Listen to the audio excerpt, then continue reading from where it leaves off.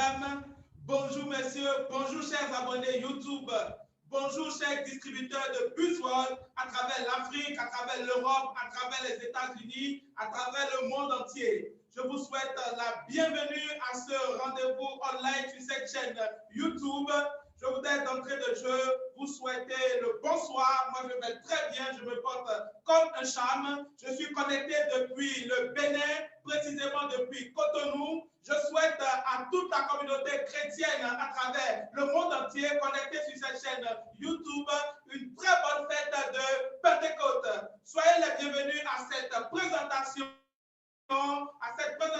internationale au grand lancement d'une dernière merveille en matière scientifique de notre multinationale qu'on appelle BuzzWorld. Alors, je suis Aroga Moïse Elébé, je suis biotechnologiste médical, je me sens tellement béni ce jour, je suis tellement honoré, je suis en joie parce que tout simplement, parmi des milliers de distributeurs de BuzzWorld à travers le monde entier, j'ai été choisi ce soir pour vous servir en tant que maître de cérémonie. Ma joie est encore plus grande ce soir parce que c'est le lancement du tout nouveau bébé, le Phytomax. Alors, sans plus tarder, je vais vous introduire une personne extraordinaire, une personne qui me permet beaucoup.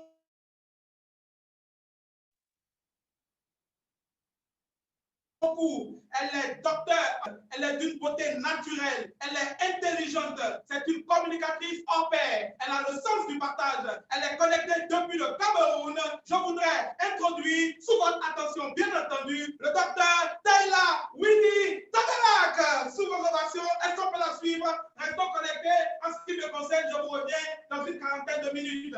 Je retourne l'antenne au docteur. Wow. Bonjour le monde entier. Bonjour Monsieur Moïse depuis le Bénin. Merci pour cette belle introduction. Je vous communique maintenant, je communique à travers ce Zoom à partir de Yaoundé, la belle ville du Cameroun. C'est une grâce pour moi de partager avec vous l'innovation du 21e siècle. Pour ceux qui me connaissent déjà, ils savent que je suis une passionnée de la longévité, une passionnée du bien-être, une passionnée de la beauté, une passionnée de la joie et d'une belle vie autour de moi. Alors aujourd'hui, je suis là pour vous parler justement de la vie au 21e siècle pour une longévité et surtout pour un bien-être sans pareil. Alors, quand on parle de vie, on parle de qui exactement? On parle de vous et moi, notre famille autour de nous. Alors, nous allons commencer par comprendre qu'est-ce qu'il faut pour avoir une belle vie. Je vais demander à Next. Pour avoir une belle vie, il faut trois facteurs très déterminants. Le facteur physique, qui est moi, ce que vous voyez. Il y a le facteur mental, que vous ne voyez pas, mais qui est dans ma tête. Et le facteur esprit. Le facteur esprit va avec mon cœur et la connexion directe avec mon créateur.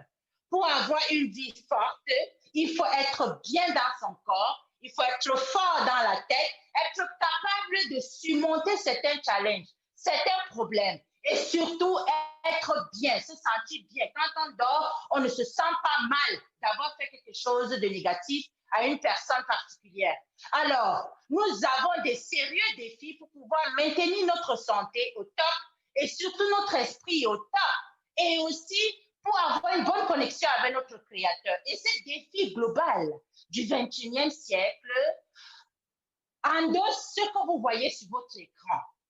Premièrement, la pollution aux ondes électromagnétiques. Croyez-moi, ce n'est plus... tout le monde est au courant de ce problème actuellement. La pollution aux ondes électromagnétiques, la pollution aux gaz à effet de serre et surtout à la dioxine qui vient des plastiques.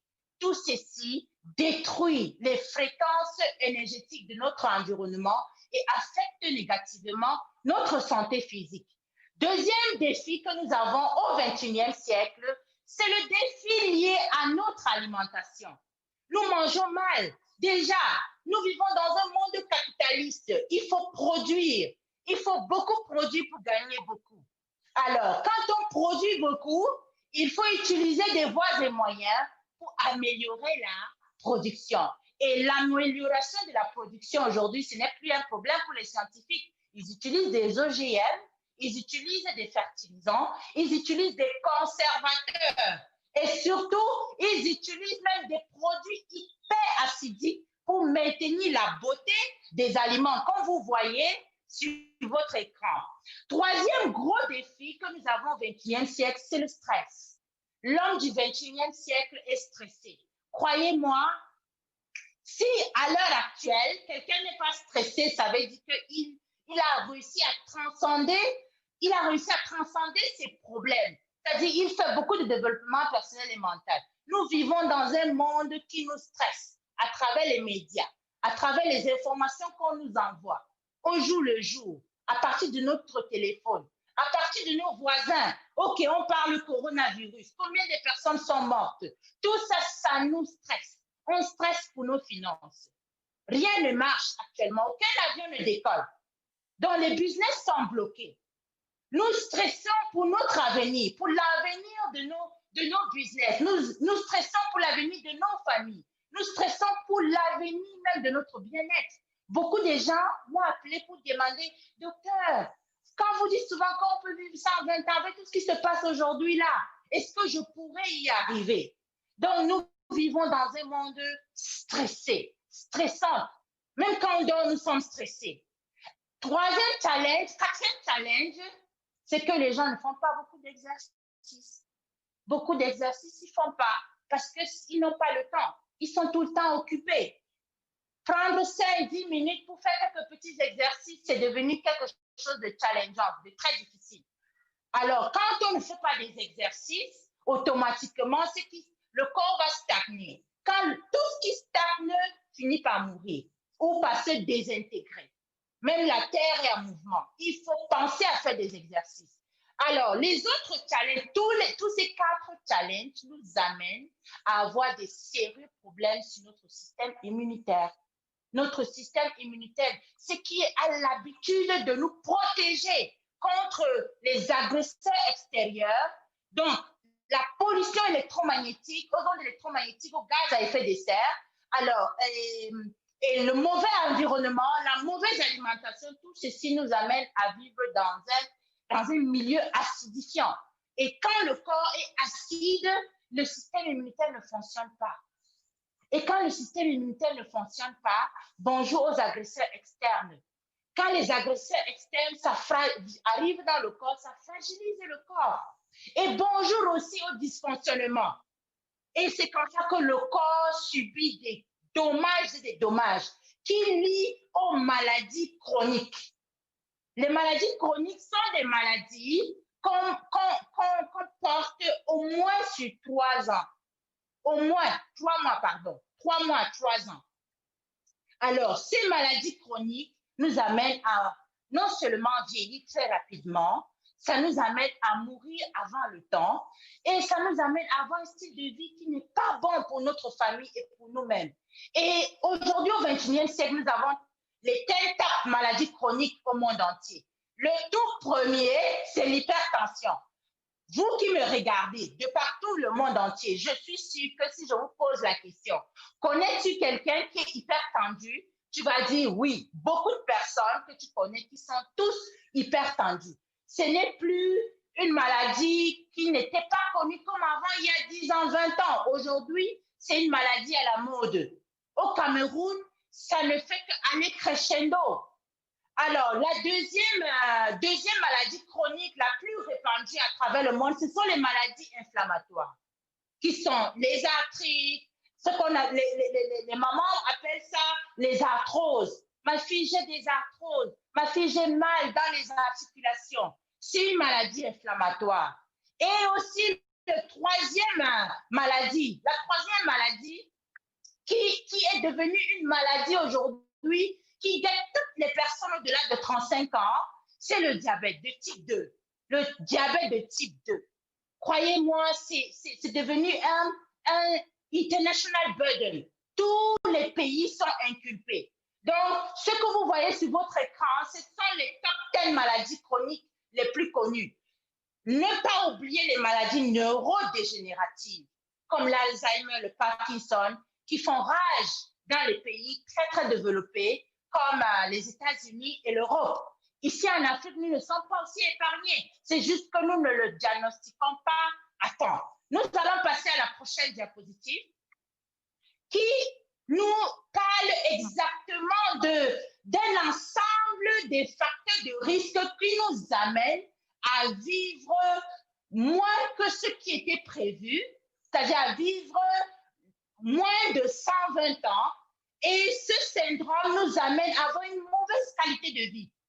Et ce syndrome nous amène surtout à rendre tristes toutes les personnes qui nous aiment. Ce fameux syndrome s'appelle le syndrome X ou le syndrome métabolique en français. Et ce syndrome métabolique est caractérisé par 5 facteurs. Ça nous guette, nous tous. Toute personne qui vit au 21e siècle est prédisposée à avoir ce problème de santé publique aujourd'hui au 21e siècle. Et le syndrome métabolique est caractérisé par 4 facteurs. Le premier facteur, c'est l'obésité viscérale.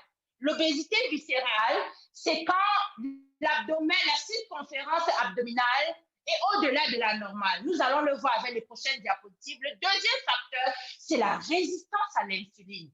Croyez-moi, parce que nous mangeons mal, parce que nous vivons dans l'acidose, nos cellules ne fonctionnent plus bien. Alors, quand notre pancréas sécrète de l'insuline, cette insuline n'a plus le potentiel de réduire l'excès de glucose dans le sang. Alors, avec le temps, le pancréas va se fatiguer et ça va finir par développer, on finit par développer le diabète de type 2.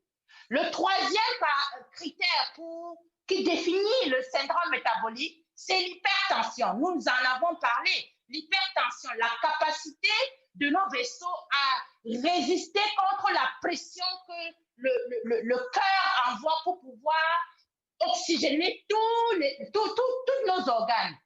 Cinquième critère qui définit le syndrome X, c'est le mauvais cholestérol. Le mauvais cholestérol ici, c'est par le fait que nous avons un taux de mauvais cholestérol très élevé, mais le bon cholestérol qui est le high density lipoprotein, ce que vous voyez sur votre écran, le HDL, est toute basse. Ceci définit ce qu'on appelle le syndrome métabolique. Alors, nous allons voir étape par étape quels sont ces 5 critères qui définissent le syndrome métabolique qui nous guettent, nous tous, qui vivons au 21e siècle. Vous voyez, on nous montre même un enfant. Le premier critère, c'est l'obésité abdominale. Même les enfants ne sont pas épargnés. Aujourd'hui, de plus en plus, nous parlons de syndrome métabolique chez les enfants. Quand la circonférence abdominale est au-delà de 40 inches ou de 35 inches chez la femme, 1 inch égale à 2,54 cm. Ne vous cassez pas trop la tête. Donc, tout le monde doit rentrer, prendre son measuring tape, essayer de prendre sa circonférence abdominale pour voir s'il n'est pas déjà prédisposé au syndrome métabolique. Nous allons passer au deuxième critère, qui est le critère lié aux mauvaises graisses ou l'excès de graisse dans le corps. Quand on a beaucoup de graisse dans le sang, on devient exposé au syndrome métabolique. Et on peut le mesurer à partir du niveau de triglycérides en milligrammes par décilitre ou en millimoles par décilitre. Vous pouvez le faire dans un laboratoire, là où vous vous trouvez, pour voir le niveau de graisse que vous avez dans votre sang. Troisième critère, c'est ce dont je parlais, le niveau de high density lipoprotein, qui est le bon cholestérol. Quand ce niveau de high density lipoprotein est en dessous de 40 mg par décilitre chez l'homme, 50 mg par décilitre chez la femme, quand c'est en dessous de ces chiffres, alors nous sommes exposés à développer le syndrome métabolique. Le quatrième critère, c'est le critère glycémie. Je vous ai dit au préalable que le syndrome métabolique se définit par le fait qu'il y a une résistance à l'insuline. L'insuline qui est une hormone normale que le corps fabrique. Donc, quand on devient résistant à l'insuline, parce que nous avons trop de sucre dans le sang et parce que nos cellules n'arrivent pas à absorber l'excès de glucose dans le sang, alors le taux de glycémie à jeun va augmenter et nous serons donc exposés à développer le syndrome métabolique, qui est un problème majeur aujourd'hui au XXIe siècle. Le cinquième critère, nous en avions aussi parlé. Le cinquième critère, c'est le critère hypertension. Lorsque la tension est au-delà de la normale, comme vous voyez sur votre écran, croyez-moi, vous n'êtes pas loin de développer le syndrome métabolique. Alors, le syndrome métabolique, comme je vous l'ai dit, c'est un ensemble de critères et des facteurs de risque qui peuvent raccourcir la vie, qui peuvent tuer prématurément et surtout qui peuvent diminuer la qualité de vie. Et la prévalence à travers le monde entier ne fait que s'accroître au jour le jour. Nous voyons, les Américains sont en tête et suivis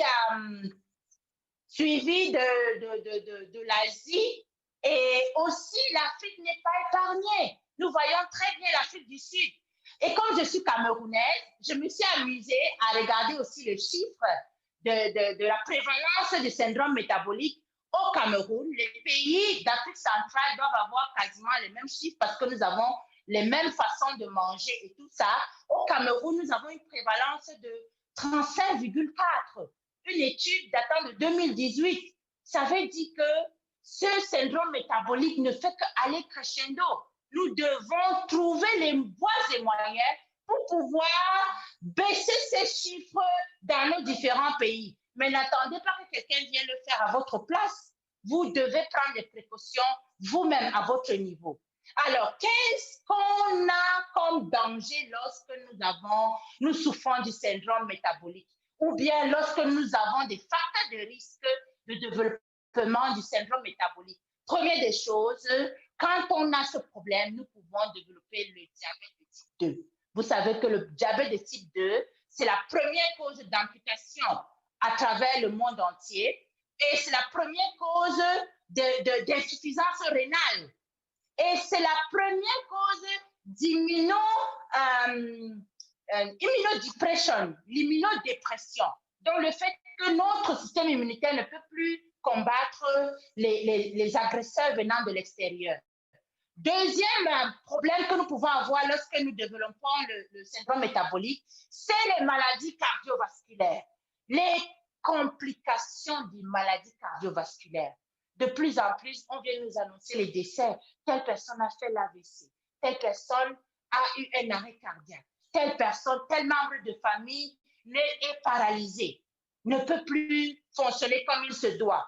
Alors, ça vient de là. Donc, le risque de développer les maladies cardiovasculaires sont augmentés de 2 fois lorsqu'on a le syndrome métabolique. 7 fois lorsqu'on sont augmentés de 7 fois à développer le diabète de type 2 et sont augmentés de 1,5 fois pour développer un décès prématuré. Moi, je veux vivre longtemps. J'ai prévu vivre au moins 150 ans et surtout d'avoir mes règles jusqu'à l'âge de 100 ans.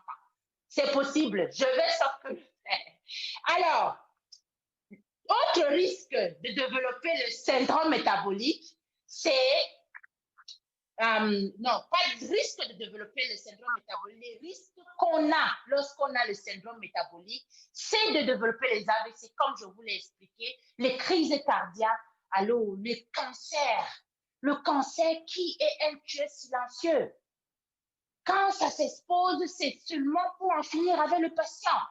Et surtout, ça nous amène à développer les problèmes inflammatoires, les douleurs au niveau des articulations, les arthroses, et surtout à développer ce qu'on appelle les stéatoses, le foie gras, dont l'insuffisance hépatique sur le temps, et de développer aussi l'insuffisance rénale qui est pratiquement causée d'abord par le diabète de type 2.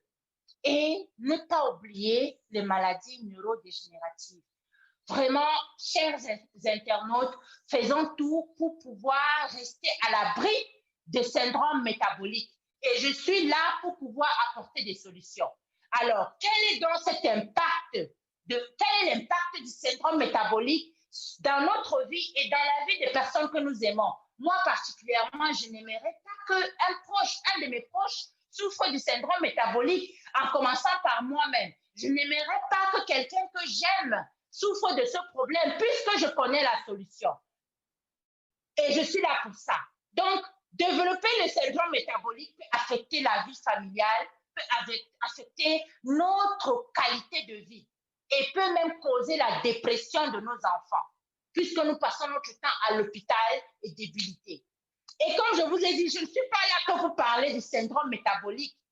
Je suis là pour apporter des solutions préventives pour pouvoir assurer une belle vie.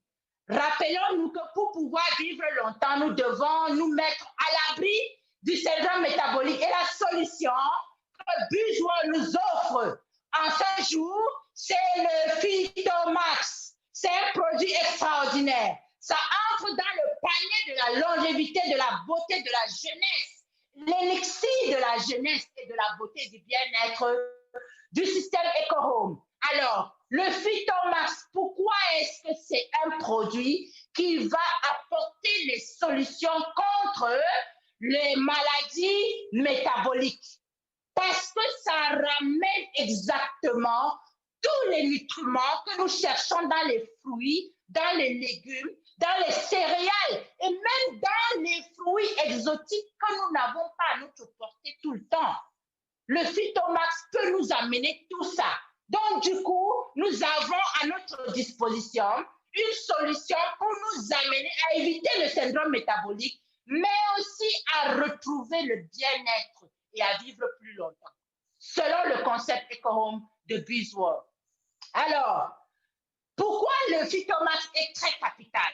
Parce que le Phytomax contient des phytonutriments qui ont un effet autoprotecteur et autorégénérateur.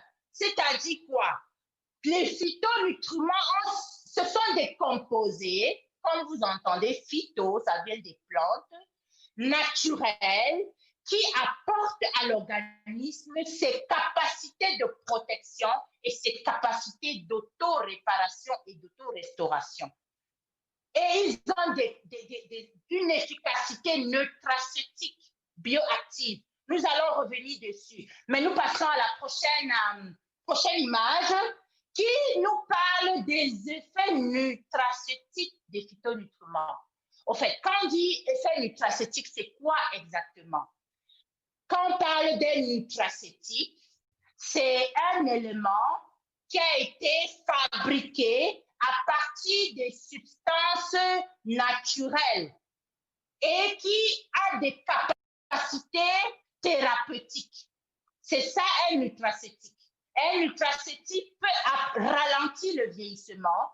Un nutraceutique peut amener l'être humain à avoir un style de vie sain et surtout à être plus endurant et en bonne santé. Ça a des effets antioxydants. Comme vous le lisez sur votre écran, ça a des effets chimio-préventifs, c'est-à-dire les personnes sous chimiothérapie peuvent le consommer et surtout peuvent se protéger des effets délétères, des médicaments toxiques.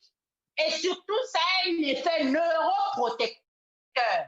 Un nutraceutique peut protéger le système nerveux central et surtout, c'est un agent hypotenseur. Vous voyez que l'effet nutraceutique des phytonutriments regorgés dans le Phytomax a la capacité de nous prévenir les problèmes liés au XXIe siècle.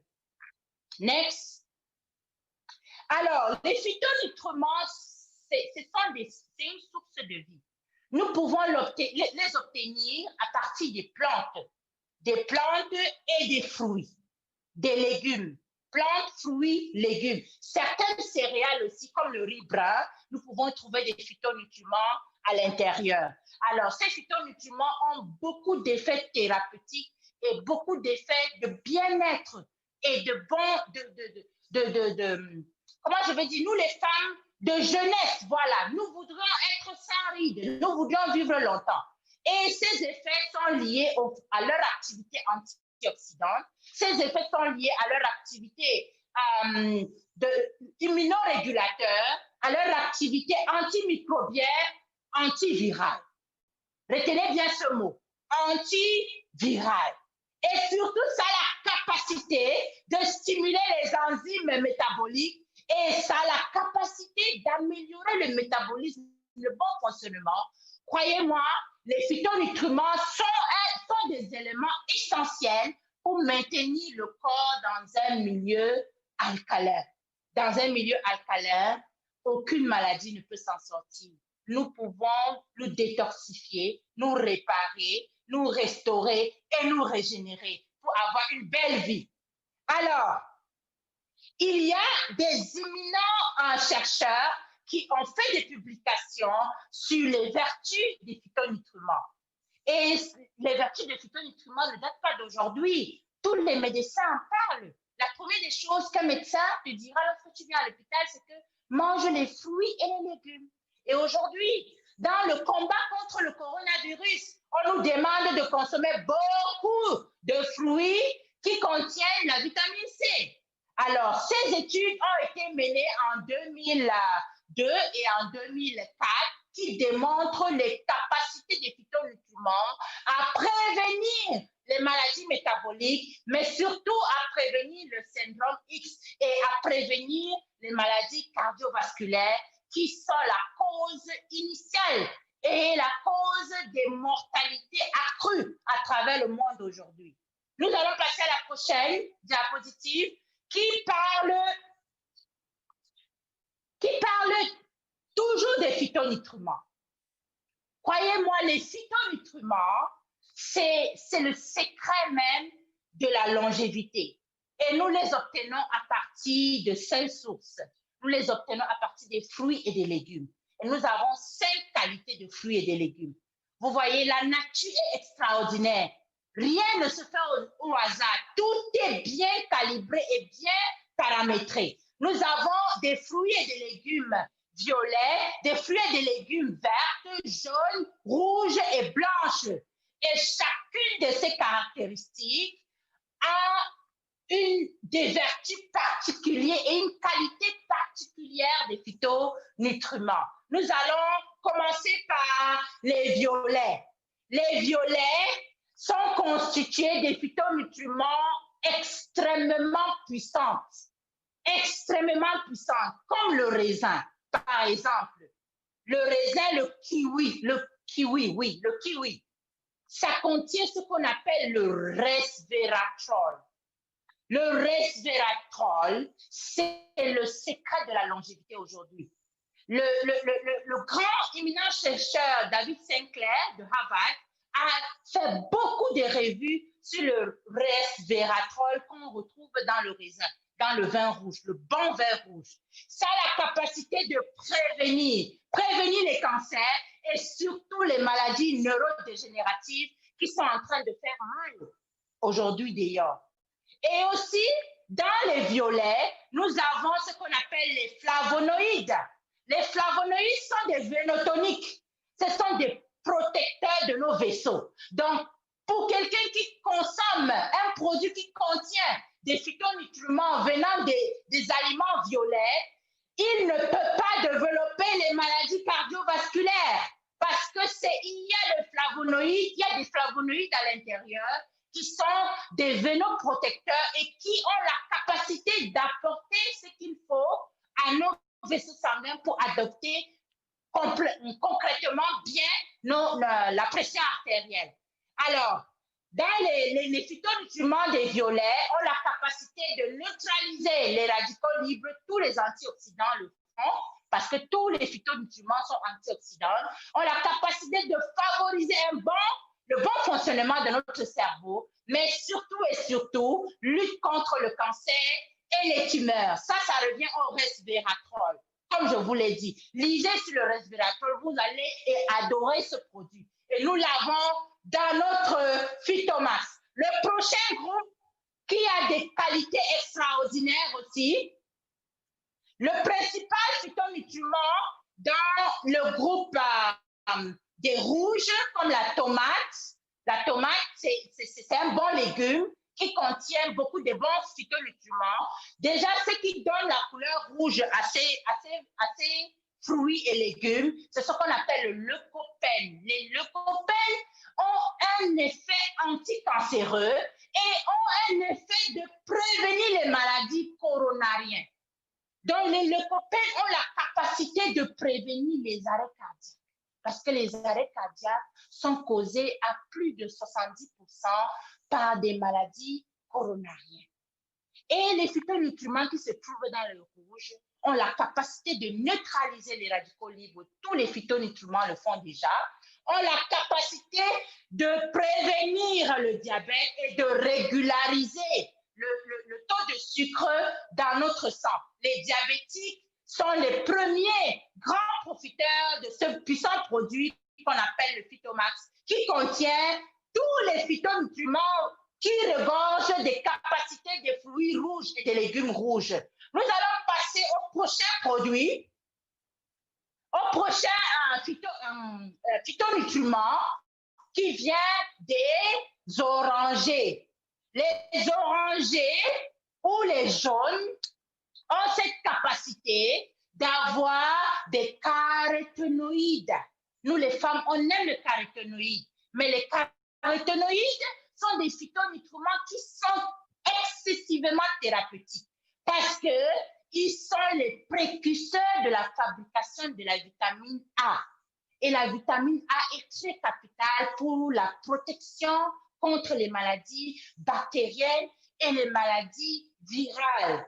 Donc, quand on consomme le phytomax,